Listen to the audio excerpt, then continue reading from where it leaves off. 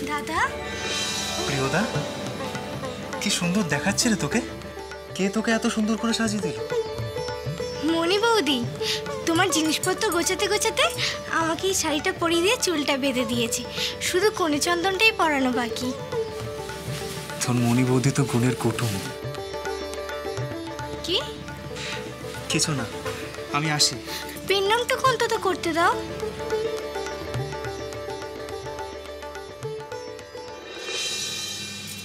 কি জানি আবার কবে তোমার সাথে আমার দেখা হবে। এভাবে বলছিস কেন বোন?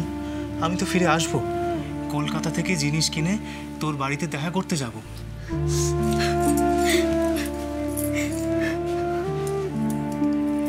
কাঁদছো কেন ঠাকুরজি? তোমার দাদা তো ভালো কাজে যাচ্ছে। আজ এত একটা শুভ দিন, এভাবে কাঁদতে আছে? দাদার কাছ থেকে প্রাণ ভরে আশীর্বাদ নাও। তোমার নতুন জীবন যেন সুন্দর হয়, সুখের হয়। আমার মনটা যে বড় হু করছে গো বৌদি। আমি আমার চোখে জল আর আটকে রাখতে পারছি না। সবাই কাঁদছে, মা, পিসিমা। আমার যে বড় কষ্ট হচ্ছে বৌদি।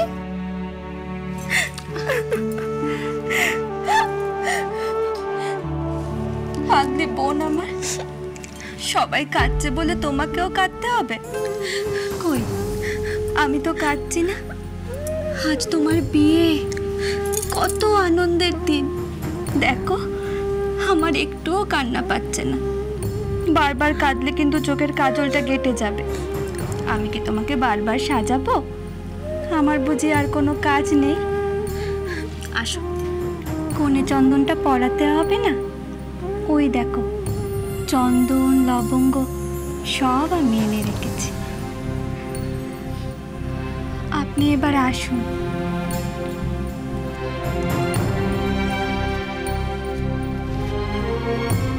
বসো ভাই, এসো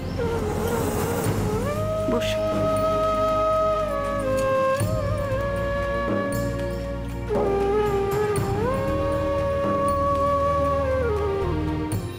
আদিশক্তি আদ্যাপি সোম থেকে শনি সন্ধ্যে ৭টায় আকাশ আট ও প্ল্যাটফর্ম 8-এ।